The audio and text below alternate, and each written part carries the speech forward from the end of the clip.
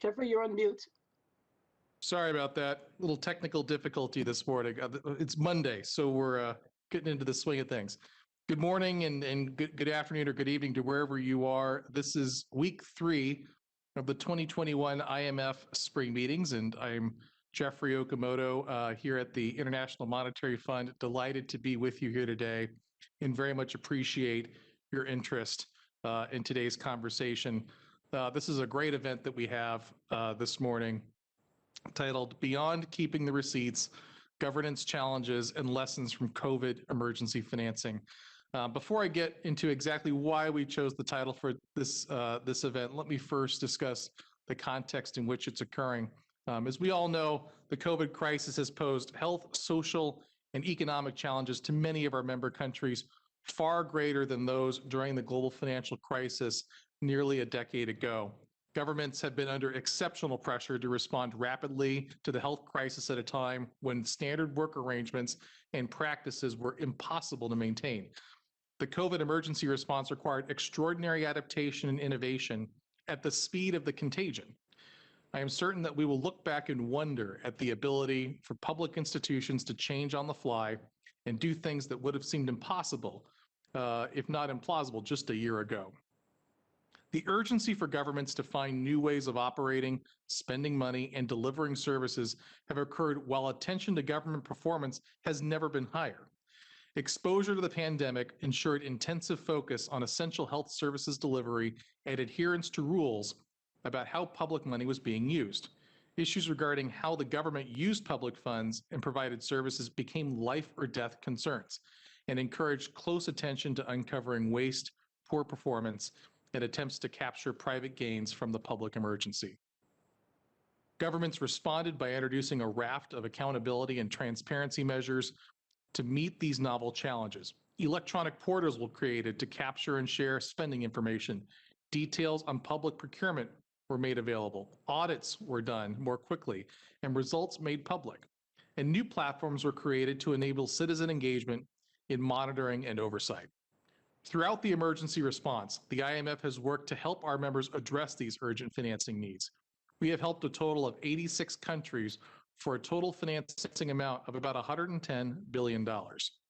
This money was used in part for swift and sizable increases in spending, including on healthcare and support to the economy. In line with our advice to spend what you need, but keep the receipts, countries committed to undertake a range of accountability and transparency measures in their emergency financing arrangements, including commitments on monitoring spending, providing beneficial ownership information on procurement contracts, and undertaking audits of emergency spending. These commitments build upon years of work in building public financial management systems and strengthening accountability in anti-corruption frameworks. We view the measures introduced into emergency financing in the broader context of our long-term commitment to support improved economic governance among our members. We have recently undertaken a review of the progress made in transparency and accountability, and the results of that review will be published by the end of the month.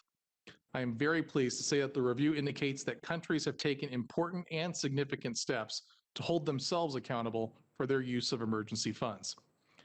A year into the emergency response, the receipts are now coming in. Government officials can now look at how money has been utilized, which positive adaptations out of the pandemic have worked, and what can be learned about future improvements in accountability and transparency.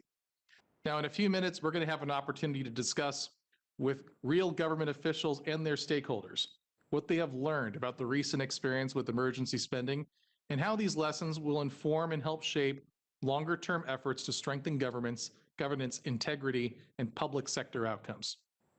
I want to, at the outset, very much thank our distinguished set of panelists for joining us today and for sharing their invaluable experience with the COVID emergency spending over the past year. And I'm now going to hand it over, and it's my distinct pleasure to introduce Rhoda Weeks-Brown. She is our IMF General Counsel and the Director of our Legal Department. She will begin by moderating the panel discussion. So Rhoda, let me turn it over to you. The floor is yours. Thank you so much, Jeffrey. Thank you very, very much. And good morning, good afternoon, good evening to all. Let me just echo Jeffrey in warmly welcoming all of you and thanking you for joining us here today for this very important discussion. Jeffrey's already introduced me, so I won't repeat that. As we all know, this past year has seen the worst health and economic crisis in generations, as already alluded to by FTMD Okamoto. We've witnessed a truly devastating loss of lives, livelihoods combined with devastating economic consequences. Governments have responded to this unprecedented pandemic and economic crisis, but much of their success and failure is going to hinge on the strength and the integrity of practices for public spending, for delivering public services, and for accounting for how resources are used. We all know that bad governance and corruption have a range of critical macroeconomic consequences and ultimately can prevent countries from achieving macroeconomic stability and strong and sustainable economic growth, which is at the heart of the IMF's mandate. And therefore, as the first deputy managing director has noted, these issues have been a focus of the fund for a long time, enhanced in 2018 when we adopted this enhanced framework for engagement on issues of governance and corruption. But the significant economic effects of this crisis has made these issues even more important than ever, made it an even greater imperative to guard against bad governance and misuse of public funds. And that brings us to today's discussion. This discussion is going to provide an opportunity for us to get a real-time and real-world perspective of efforts being made across a diverse range of our membership to strengthen transparency, governance, and accountability in the response to COVID-19. Talking through actual experiences with those in the trenches, such as our very esteemed panel today, informs us much more deeply, much more richly than reading reports or looking at tables on what is happening. Hearing directly from entrusted leaders such as these also helps us to more deeply appreciate what I call the commitment, courage, and creativity of those who are working to make a difference on these important issues. And again, we could not have a more expert and dynamic panel to discuss these issues with us and to share their experience and their wisdom. I will now introduce them in alphabetical order. We have Ms. Sausan Garabeh, who is the co-founder of Rashid, which is also known as Transparency International Jordan. TI Jordan has taken a very active role in monitoring public spending related to the pandemic and engaging with the government in that process. Ms. Garabeh's more specific areas of focus also include election fraud, campaign financing, asset declarations, and beneficial ownership. Second, alphabetically, we have Ms. Gizal Jerez, who is the ombudsperson for the Islamic Republic of Afghanistan.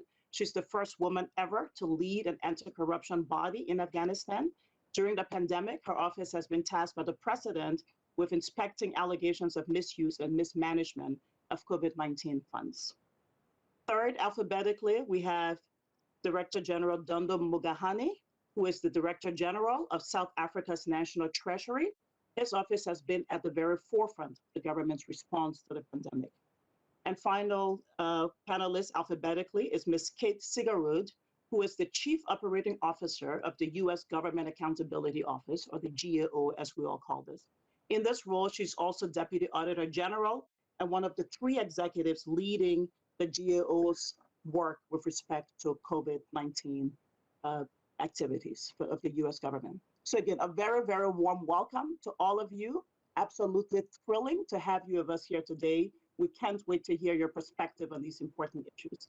Before we start, I also want to again welcome our audience, both here in Washington, attending the annual meetings, the IMF spring meetings, but also around the globe, listening in on our various platforms. We will want to hear some questions from you as well. So please go ahead and send any questions or comments you may have using the option that says to all panelists in the chat feature. So I'm going to go immediately to our discussion. We have a lot to say. And DG Mugahani, if it's okay, I'm going to start with you. South Africa has taken very important steps to enhance transparency of emergency spending during the crisis, including establishing enhanced mechanisms for tracking spending on health, creating a website with information on emergency spending and procurement contracts, and many, many other steps have been taken. Can you give us just a brief overview of what you would see as the 2 or 3 most important steps that your ministry and the government has taken to ensure transparency and accountability in the crisis response, as well as some of the challenges that you have encountered when it comes to tracking and monitoring this emergency spending? Over to you, DG Mugahani. Thank you very much, Rhoda, and good morning, good afternoon to all the listeners and participants and thank you to my panelists. You know, Rhoda, you're right. I think this is a very difficult and challenge that we have to face in South Africa, but not only in the globally, but in South Africa also. The topic is relevant in terms of lessons, the initial governance lessons that we've learned. We introduced three big things. For us, big because we're not only the takers, but we're not producers of these PPEs that were at the center of what we obviously had to acquire or use the money for. We started by reiterating the rules. We've got a legal framework that sets out purely the rules of what each accounting officer should be doing and the reporting requirements. So I started by issuing a sort of instruction notes and practice notes, reminding all accounting officers in national government, provincial government, local government, including a whole range of public entities on how first to account for these and reminding them of their responsibilities.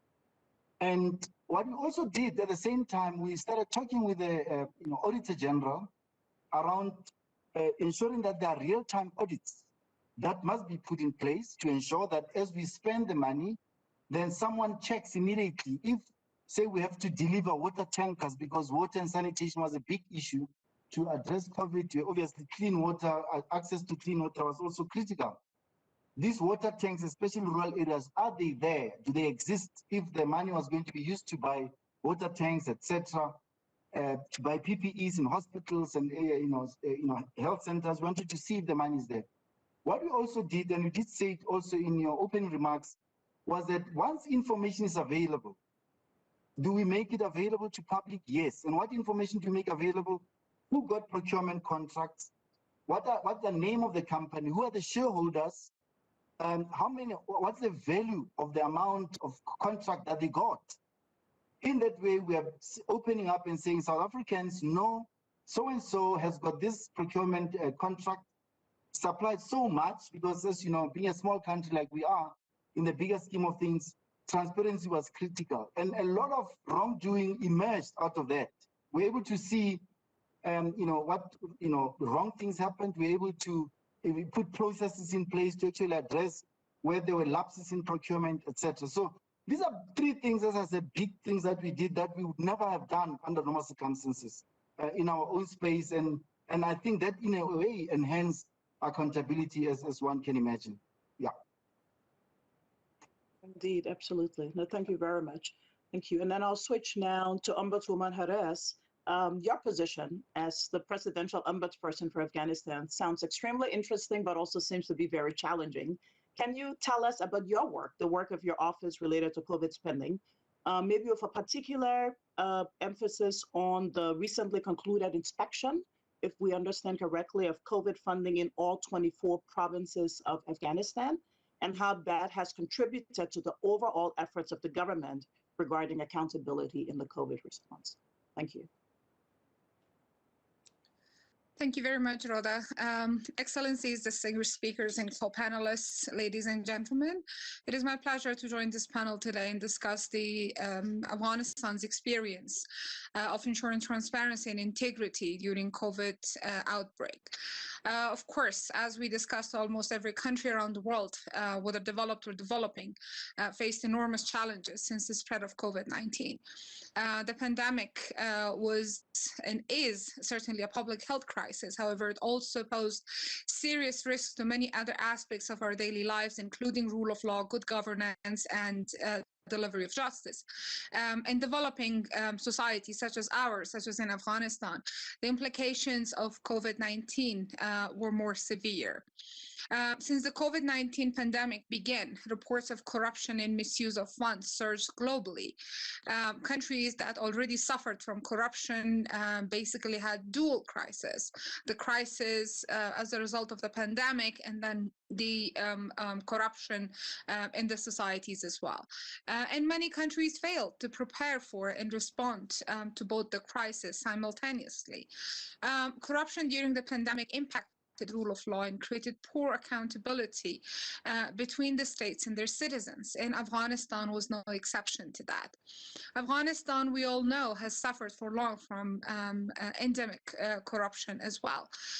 Like any other country, COVID-19 gave rise to substantial risk of corruption in Afghanistan, as extensive resources were mobilized and allocated to fight the spread of the pandemic and respond to undesirable economic impacts. The pandemic, of course, required rapid decision-making in response, but at the same time, it required flexibility in application of the financial and procurement rules that intended as safeguards against corruption in general.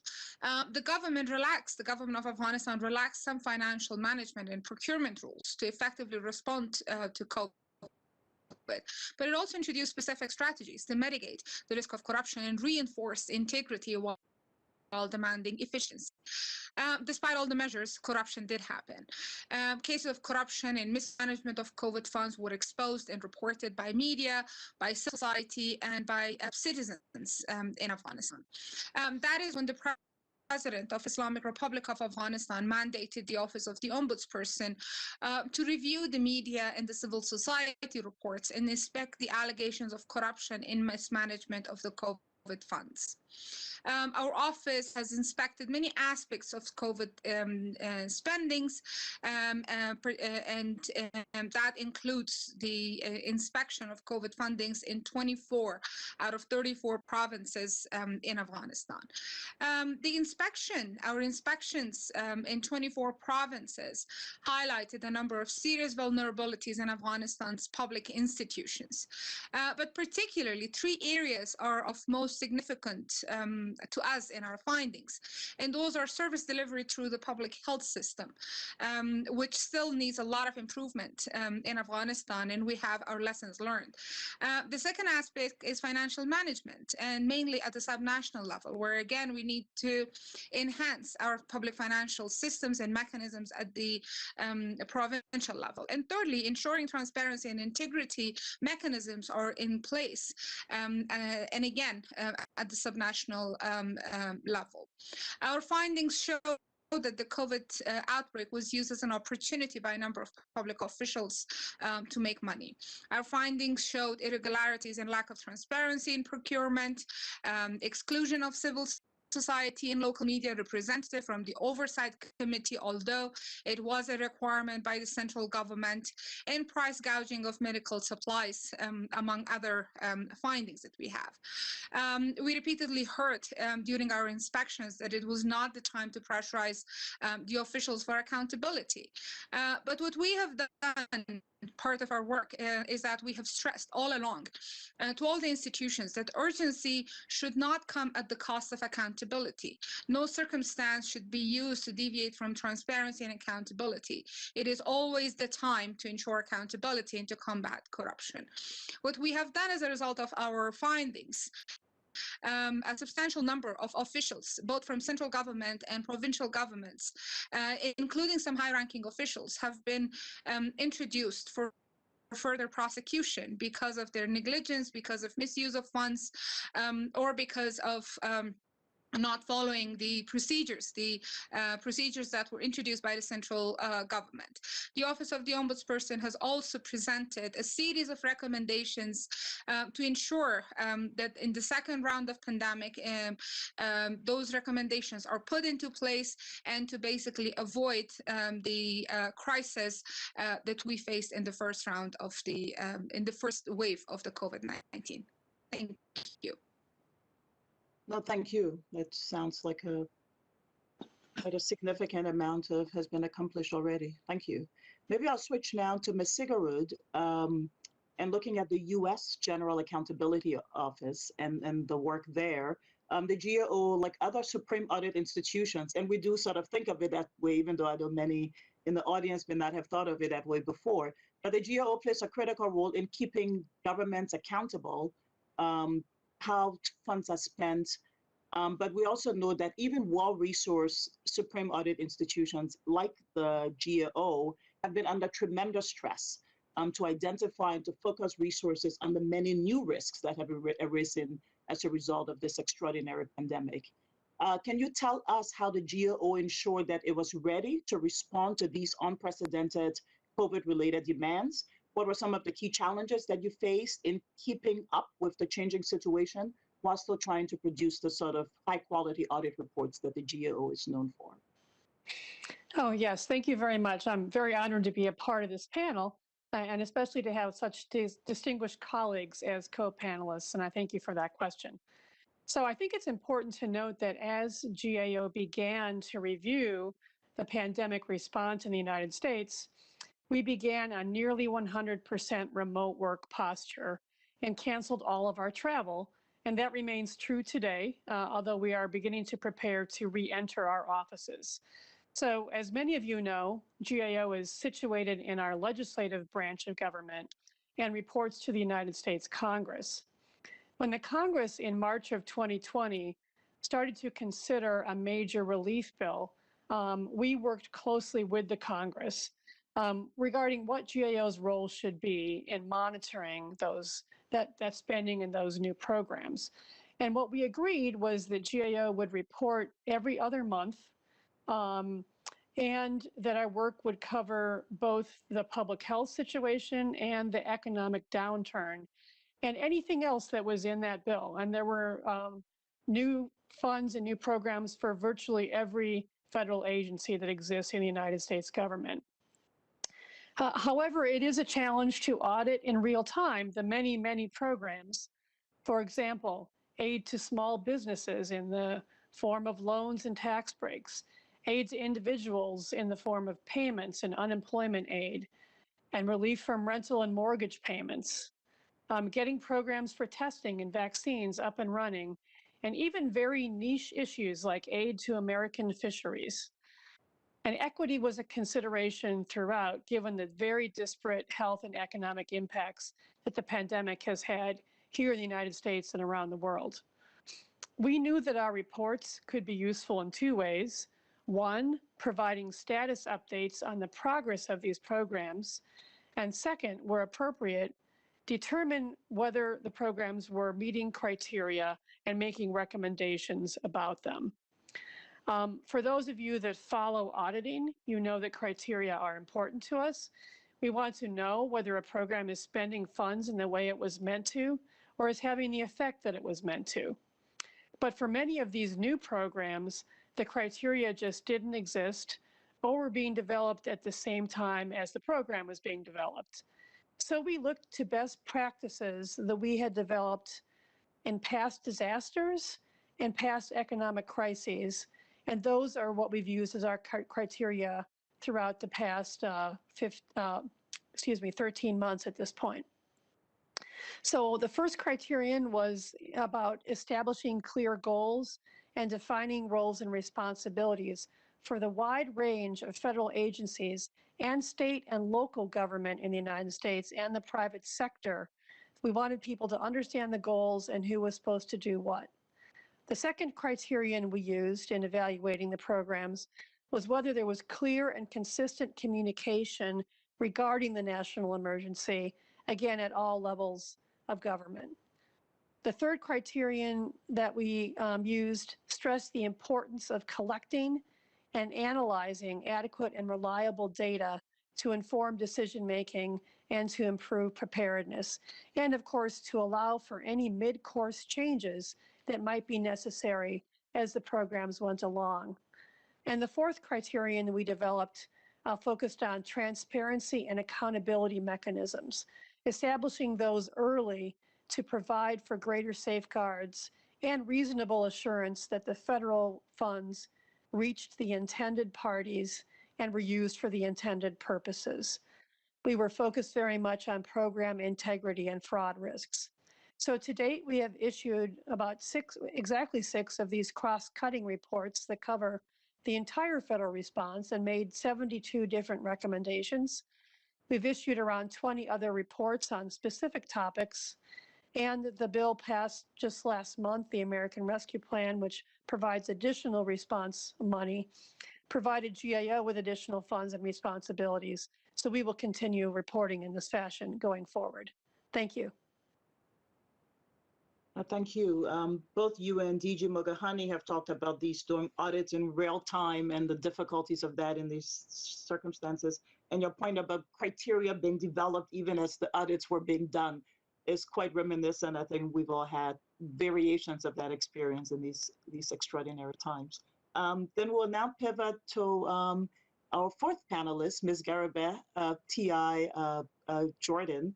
As you know, the fund has had very constructive engagement with civil society on issues of governance and transparency, but also on a whole range of other issues. And we've always valued that engagement and is continued in the current crisis. Civil society has also played an active and crucial role in monitoring how governments are responding to the crisis, oftentimes working side by side with government officials in many countries.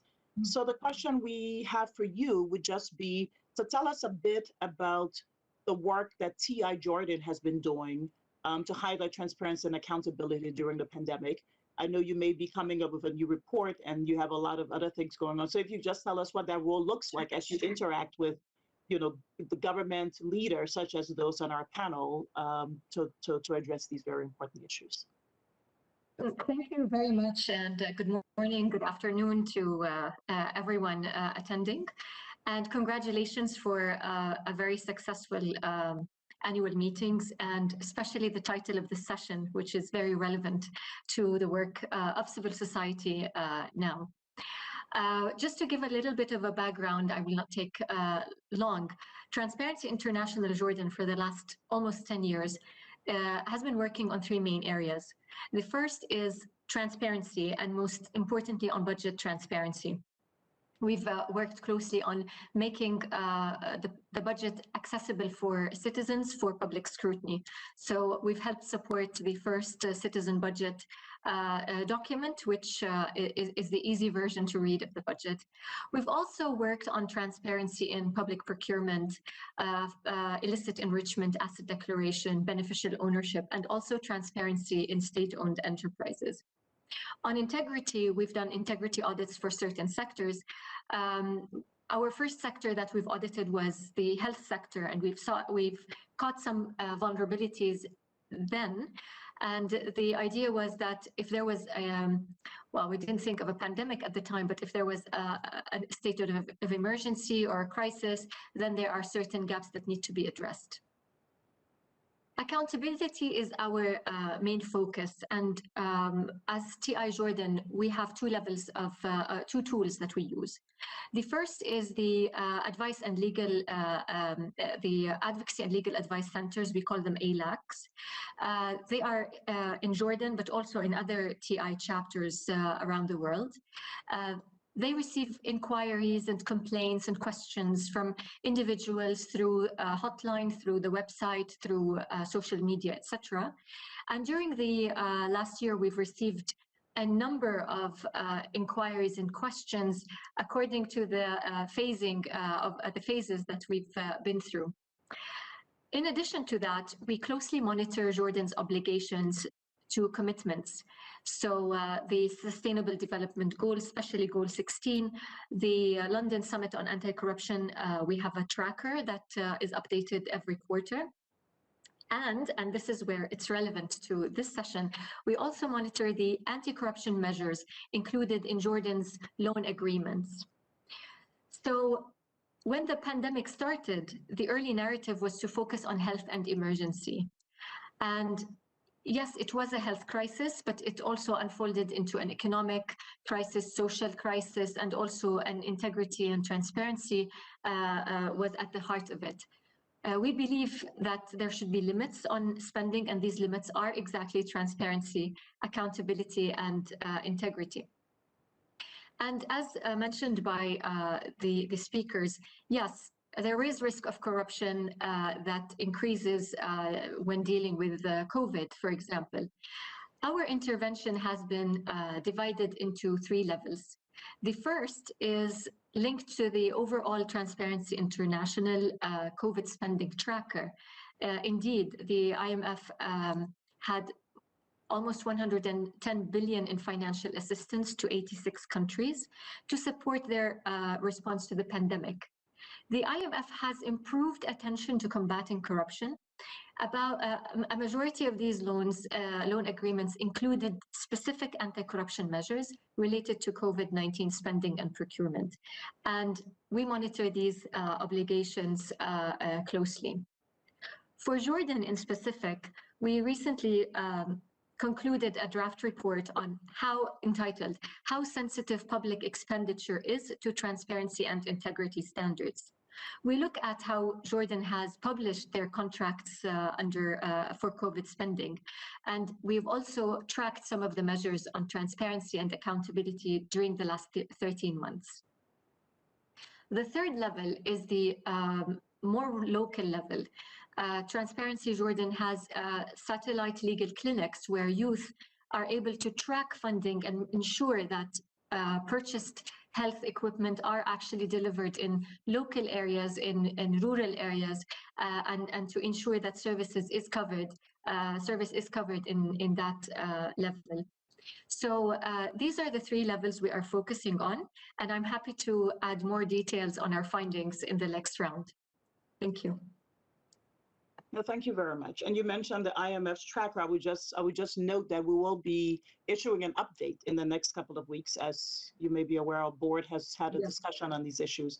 And certainly there will be a lot to update, including with respect to some of the steps being taken by Jordan, including now an end June target for the audit, for example, one of the topics you had mentioned, and also undertaking a fiscal transparency evaluation, which is a fairly significant enterprise. But yeah, I very much want everyone to look forward to that annex that is to be published, because I think it will have some very useful information on the status of these some of these commitments that were made. But really, this really is a much broader discussion as well beyond just the IMF's program. I do want again to remind that if you do have any questions that you want the panel to address, so please send them in on the chat with all panelists function on your various platforms that you're watching this on.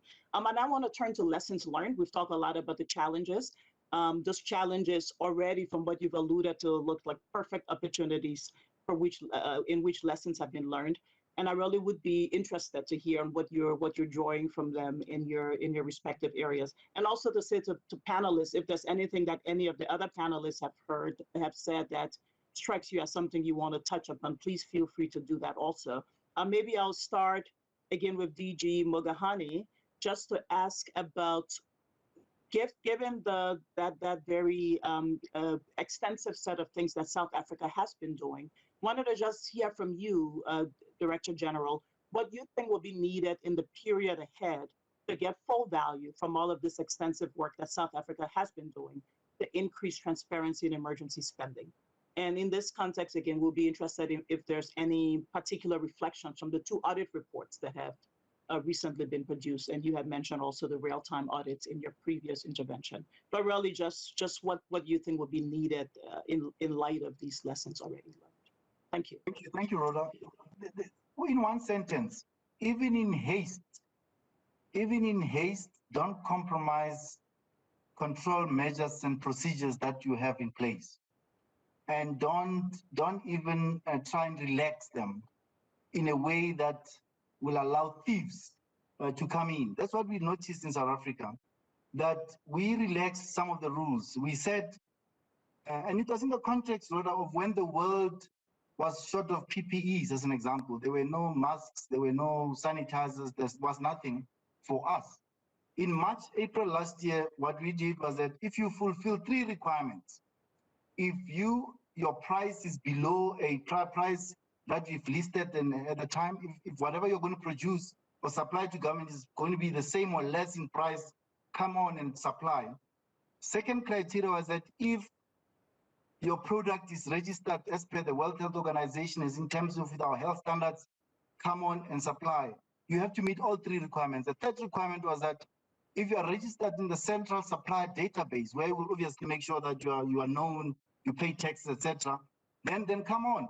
So we saw most suppliers coming through then in that way. But what we did not see in our hindsight was a collusion between the suppliers and various supply chain officials in various agencies, because that collusion is what caused challenges later on. And in the audits that you are talking about, that the Auditor General came up with, we saw some lapses on that front. Contract management, weak control measures that were seen to be in place. So the haste of implementation, as I said, mistakes were made and opportunities were there to create for abuse to happen. That we saw. The other important thing that I think we must note is that we saw some poor contract management and significant deficiencies in the order, in the delivery, in the receipt and payment processes that we had to check because there were losses that were incurred. In some cases, we found that some of these, items that were purchased were never ever delivered because of the checks and balances that were put in place, because all in haste, we did all of that. There was also a situation where, we did not validate, the data that was shared across government was not properly validated, resulting in people receiving benefits and grants, which were they not entitled to. In some cases, we also found out that some of the companies that were created overnight, which met all those 3 requirements that I was talking about, you found that there were some government employees who were literally part of the syndicates that were supplying these PPEs. Now, this audit, clearly showed us a lesson and taught us a lesson that, in my first sentence, even in haste, don't relax some of the broad controls and procedures that you have in place. And I think we looked at the mistakes that we've created, we've corrected that, and it's important that as we move forward, we have to come up with emergency procurement procedures that are above board, that ensures that accountability and transparency will be upheld. And yeah, through those lessons that you've learned, we are ready for the next challenge.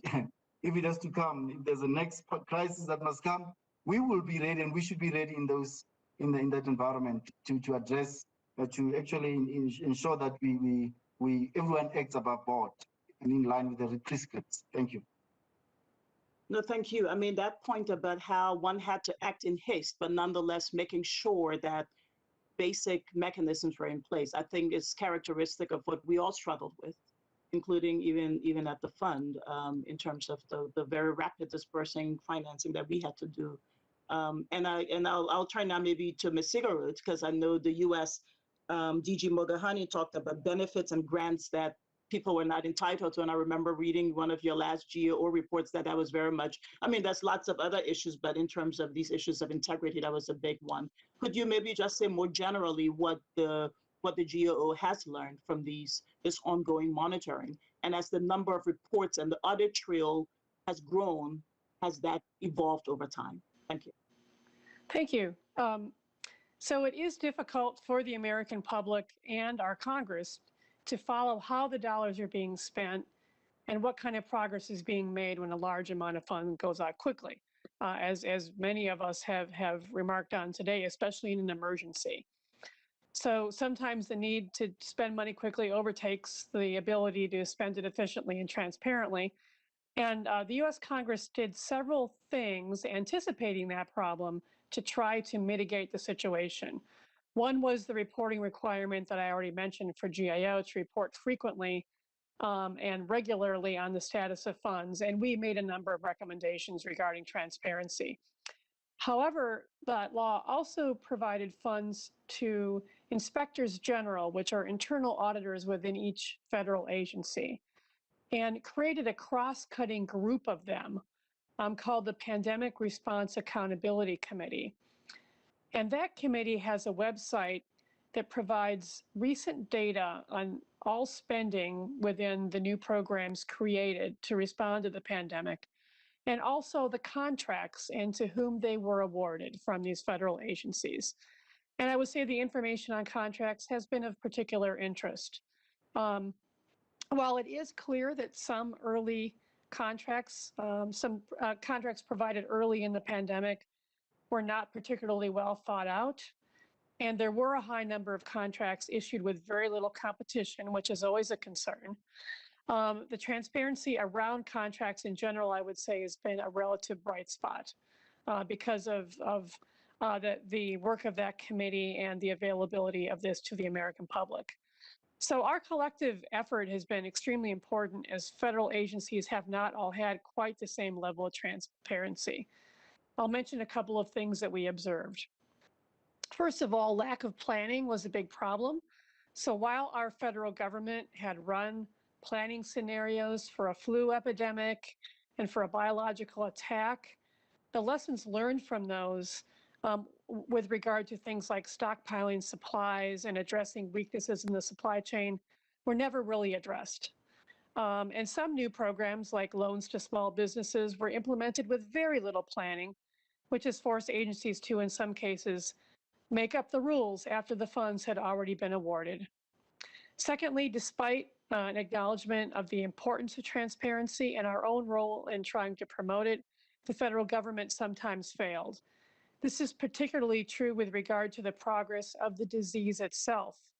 In other words, making available to the American public information about testing, cases, deaths, and eventually things like how to get a test and how to get a vaccine. Those were not very well executed. And then finally, even though the data on this are a little anecdotal, equity is a significant problem, and one that the federal government is still trying to improve. So it's clear that the virus had a bigger impact in minority and poor communities in the United States, but the data to understand more about that is largely lacking at the federal level. And there are also some concerns about getting aid to those who need it most because of that. So I hope that the lessons learned from this pandemic will not only be to exercise and plan, but to follow through, and to build in at least rudimentary checks to avoid fraud and mismanagement when providing benefits, and the importance of the federal government gathering and sharing information. When something affects our entire country, that is especially vital. And finally, in a country as diverse as ours, thinking about equity early and often is very important. Thank you. No, thank you very much. Very interesting range of issues being covered in those reports that you're issuing. Maybe I'll turn now to Ombudsperson Jerez. We were talking a lot about this focus on public spending. There's also been, of course, a lot of increased public attention around these issues in many countries for obvious reasons. So we wondered if you could talk a little bit about any lessons you would draw from how government and non-governmental groups have interacted around these issues of accountability for spending, whether more needs to be done to improve these kinds of interaction. Plus, again, of course, any more general thoughts you may have on lessons learned from that very extensive work program you had described to us earlier. Thank you. Thank you very much, Rhoda. Of course, while the extent of corruption was different in different societies, I think one common element was the immense damaging impact of corruption on citizens, particularly on the most vulnerable.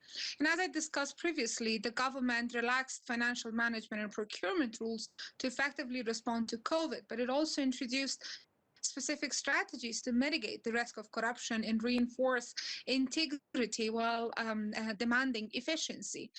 Part of those measures that we had in Afghanistan was to create a provincial oversight committee.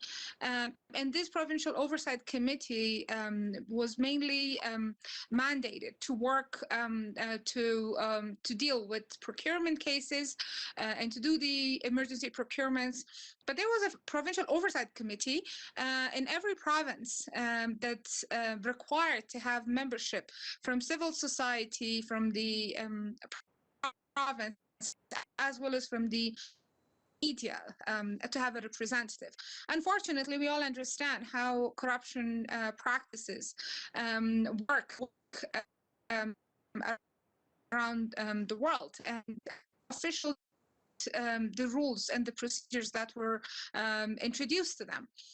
So it was basically an indirect cost of the corruption that as in many other societies, that harm people's confidence further in the effectiveness and legitimacy of state institutions and weaken the already fragile trust that people had in the public institutions and in the government in Afghanistan because of the allegations of corruption and of course the existence of corruption in Afghanistan. So basically making people's trust in institutions needed to have to take it was possible. And but then at the same time, it was important for us to see that the fact that the cases of corruption and mismanagement of COVID spending were first society and by some citizens, that in itself was a sign that these institutions not only demand accountability and transparency, but are very interested to actively take part in the fight. And they very actively did take part. The Afghan government, on the other hand, welcomed these reports, welcomed the contribution of both media and the civil society, and basically mandated our office to conduct thorough inspection of these claims. So what we did, our office, we tried to engage with civil society and with media.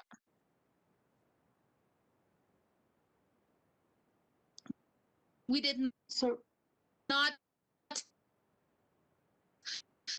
Sorry, Ms. Haraj, we're losing you a little bit. Apologies, but you are breaking up. I don't know if turning off the video will help. I don't know. Can you hear me okay? Yes, could you turn off your video?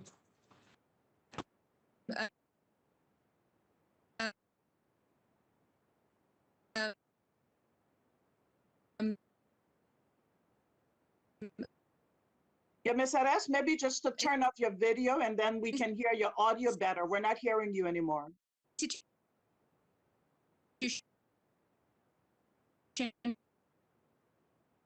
We did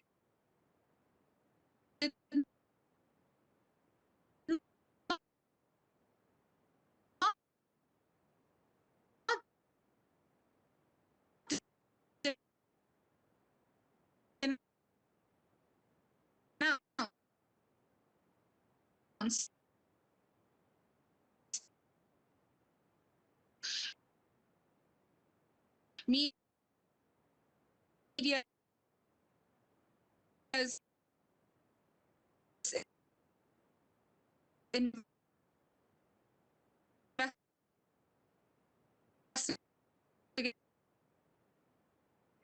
reports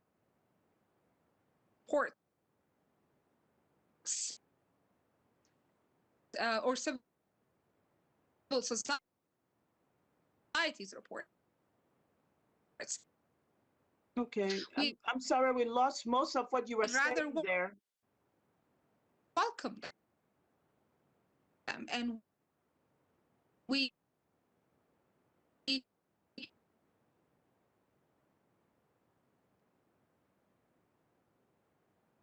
Yeah, we could not hear you. Indeed, we could not hear you.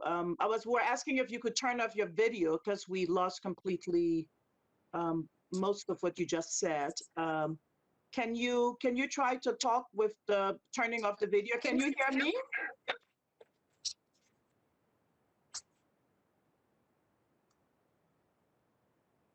Okay, maybe we'll move on to another question that we have a few questions from the audience. Maybe I'll ask one while our text perhaps can try to figure out what is happening with Ms. Jerez's line. So for the panelists, we have several very good questions from the audience. We will not have time for many of them, but one set of questions relate to issues around, as we look at the next stage, there's a lot of discussion we're all having right now about building back better. And some viewers want to know what our panelists would see as the particular challenges around governance and accountability when we talk about building back better.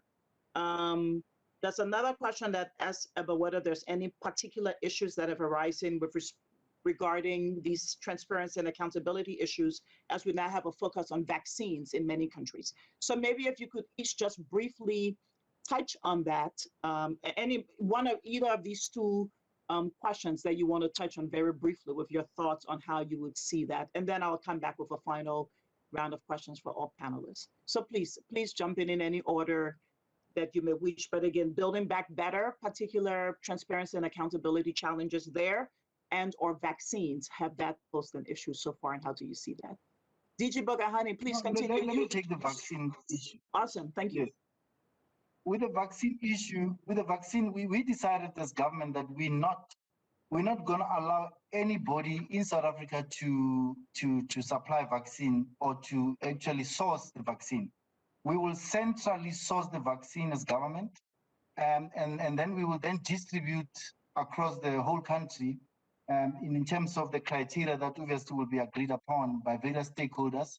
We have had engagements with business, with labor, and also with civil society at a forum called NETLEC, which is a statutory body in South Africa, where all of these engagements happen. It makes sense and it's important because in that way, this so-called fake vaccines and anything that will actually make the situation worse, we will not be experienced in any way, including the pricing. So what we pay is one price, and we source and we give the necessary approvals from the procurement office, chief procurement officer, whereby if there's any need for any deviation request to be approved, we approve that to the Department of Health, and Department of Health becomes the central procurer. That has demonstrated that it will avert a whole lot of challenges that we experienced in the emergency procurement from March last year when we were acquiring public, protective equipment. So it will ease the challenges there. The challenges will remain unless the whole system is not geared towards. I mean, we are going to have to include parliament, oversight committees in the legislatures, provincial legislatures, national government, including in municipalities, whereby oversight of procurement and oversight of any procurement process will have to be key. And the prescripts that we will have issued centrally as National Treasury will have to be subscribed to. So it will have to remain. And finally, on our side, there has to be a balance act that we have to do all the time, because we've got the imperatives of ensuring that new suppliers come in, development and need to empower individuals, empower companies, small, medium enterprises, vis-a-vis quality, vis-a-vis also how do we then make this accessible for every other, including established businesses. So that's one of the challenges that we picked up, that you've got established business on one hand. How do you give new entrants in the space, whether in a manufacturing plant side or distribution, to participate in the provision of PPPs and protective equipment? So we have to balance that, but it's important that the legislative framework is in place to address all of the challenges. And we think that's our solution, encompassed with the need to ensure that oversight processes are fully in place that will ensure that accountability takes place. Thank you. Thank you very much. And maybe I should switch to Ms. Garabev just for any thoughts on either of those questions from the audience, but also more generally on the more general discussion we're having about lessons learned. Maybe just briefly before we. Yes, thank you very much, and thank you for the question. So for Transparency International in Jordan, there are a number of lessons that we compiled from analyzing Jordan's commitments and also from the complaints and reports that we've received. But very briefly, we noticed that a lot of discussion is about public procurement and contracting. And as my colleagues mentioned, yes, emergency procurement also of vaccines, for example, but not only vaccines. Now we're talking about oxygen, apparently is a crisis now as well in some of the countries. We have seen that sometimes there is some compromising on best value for money or on competitive procurement. And this could be addressed. Also, supply chains is an issue that emerged as a lesson learned that needs to be further addressed for the unlikely, maybe future pandemics and for recovery. Another lesson that we've received is aid subsidy distribution, complaints about it, the need for clarity and transparency. And I agree with the speakers that yes, it was very evident that rules were made as the disbursements were also made, which created some conflict that needed some clarity later on.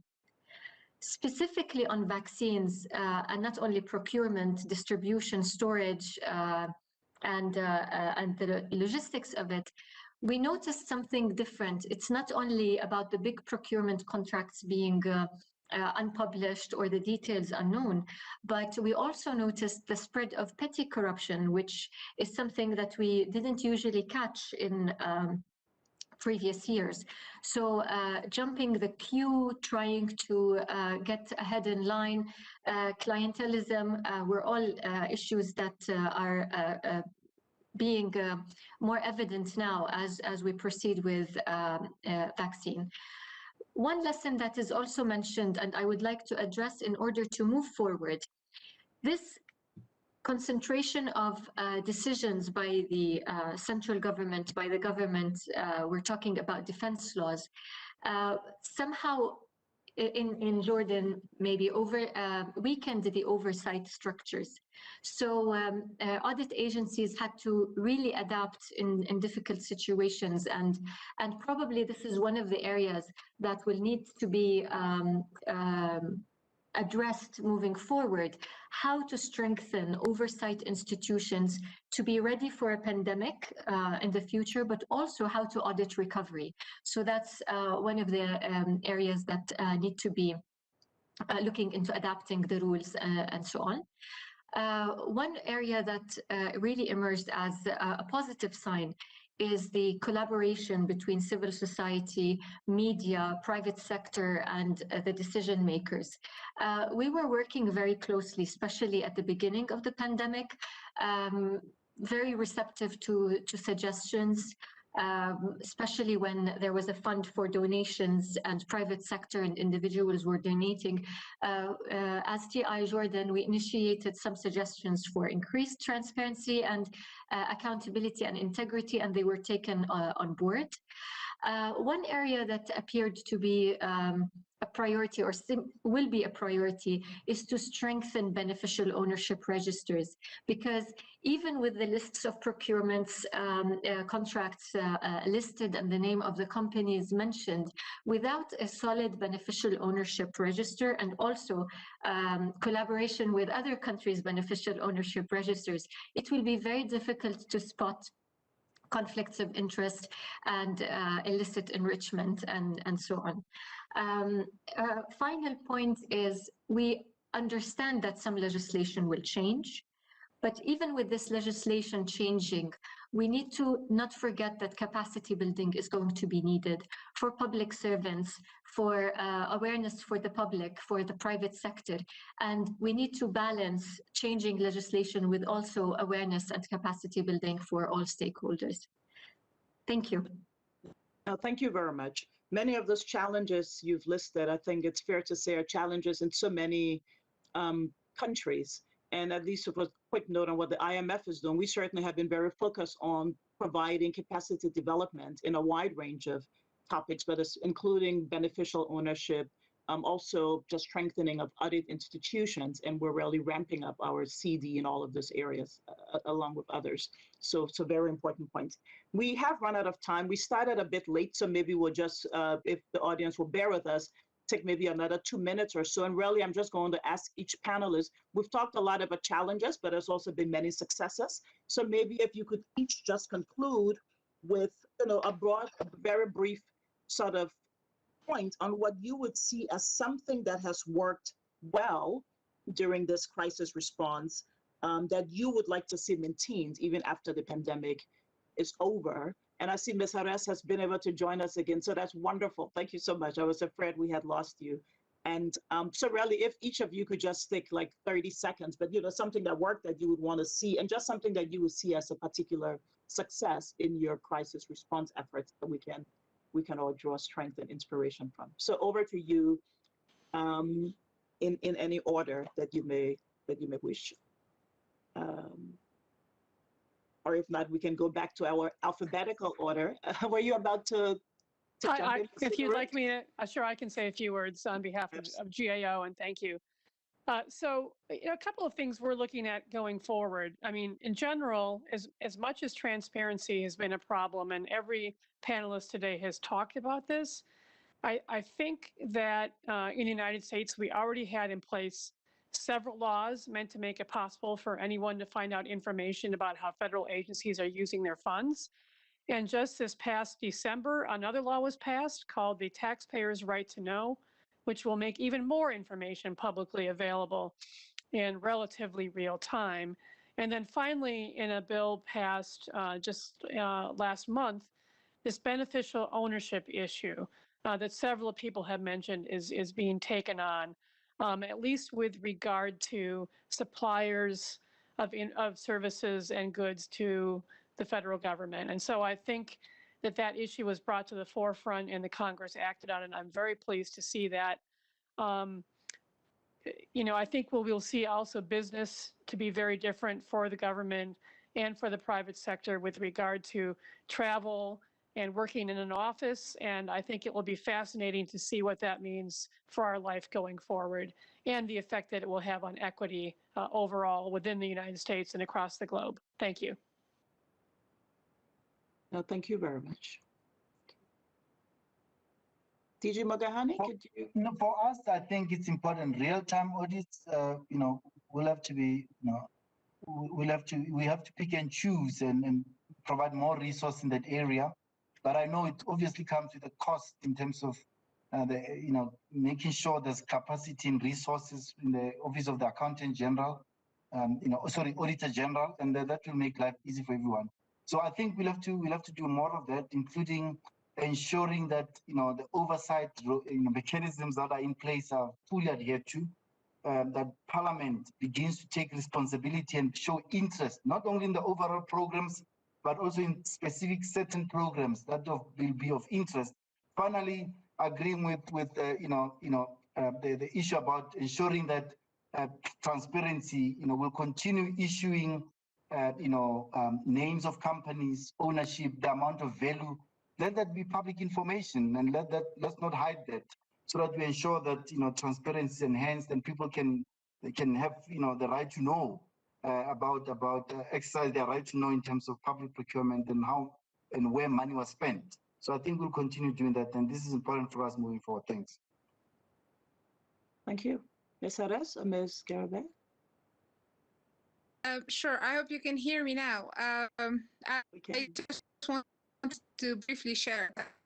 We had, of course, our success, but what was important for us is how we tried to apply our lessons learned from in the second, and how that impacted the way service delivery done at the provincial level, at the most remote parts of the country, and also how that impacted the accountability at the provincial level. Also, our collaboration with media and civil society was of immense importance, because that showed how we can work together in a collective manner instead of naming and blaming each other. Why don't we come together and work collectively? Thank you. No, thank you very much. And that's a perfect segue to you, Ms. Garabay, working constructively with civil society. What are your successes? Absolutely. It's working collaboratively with the government and the private sector to respond to the COVID response. And on that particular note, I'm happy to share that the Integrity and Anti-Corruption Commission and the Transparency Jordan are linking up our databases to transfer more quickly the complaints and comments and inquiries that we're receiving, and also expediting whistleblower protection when needed. This is probably one of the successes that I would consider working closely during COVID. Thank you so very much. Again, this has been an amazing discussion. You've been just excellent panelists. We've all learned so much. I said at the start that there's nothing more impactful than having a conversation with people living and breathing these issues every day. And I think this conversation has proved that. I leave with the takeaway that there's many, many challenges, but there's also huge progress being made. And that if all of us, government, civil society, international organizations, media, private sector, if we all come together, focus our collective efforts and energies, we can achieve even more meaningful progress. And I take heart from the fact that that's exactly what all of you will be doing. So thank you so very much. I also want to thank our audience as well for being with us and for allowing us to go a bit over time. So I will leave the conversation there, but again, really do want to just say thank you so much from the IMF. for being part of this conversation. And let's hope that all of us in our different contexts, including those in the audience, will keep this discussion going and keep these very important issues high on the list. Thanks to all. Good afternoon, good night, wherever you are. And thank you so much again for joining us.